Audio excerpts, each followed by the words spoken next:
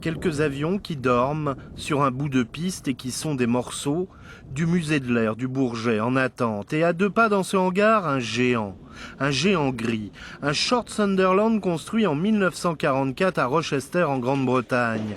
Un avion qui a coulé des sous-marins allemands ou japonais et qui, racheté après la guerre, a fait les lignes aériennes de l'Extrême-Orient pour une grande compagnie anglaise. Puis il servit de jouet à un milliardaire australien passionné et enfin, il devint la silhouette aérienne la plus connue de Polynésie française. Ce Sunderland devint la goélette du ciel, en desservant les îles et les archipels dépourvus de pistes. Il a transporté des milliers de personnes, de courriers, d'animaux, de marchandises. La caractéristique quand même de cet avion, c'est que on a à l'intérieur des niveaux, il y a un équipement, il y a une installation qui fait un peu penser au paquebot. Hein. C'est un peu le parallèle qu'on peut faire entre la croisière, un paquebot, et la croisière en hydravion. Il vola jusque dans les années 70 et vint mourir à Papeete. La marine nationale convoya sa carcasse jusqu'au Bourget, traversant les mers, les canaux et les rivières.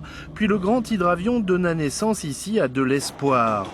Dans cette banlieue nord triste de Paris, loin de Tahiti, une trentaine de jeunes à la dérive de la Seine-Saint-Denis apprennent la vie en reconstruisant l'hydravion tahitien, morceau après morceau. Je pense que le fait de travailler sur cette machine, au bout de quelques semaines, quand il commence à connaître son histoire, en fait il a une âme, cette machine elle a une âme.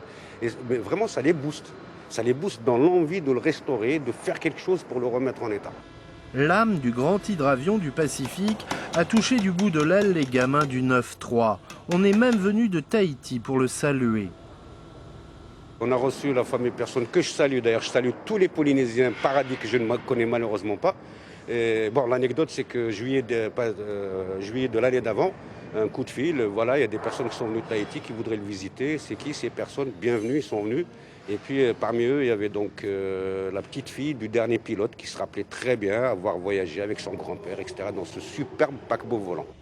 Il faudra 20 ans pour le reconstruire à l'identique, du temps où il portait les Polynésiens dans ses flancs. Devenu monument national, le géant de Tahiti n'est qu'endormi.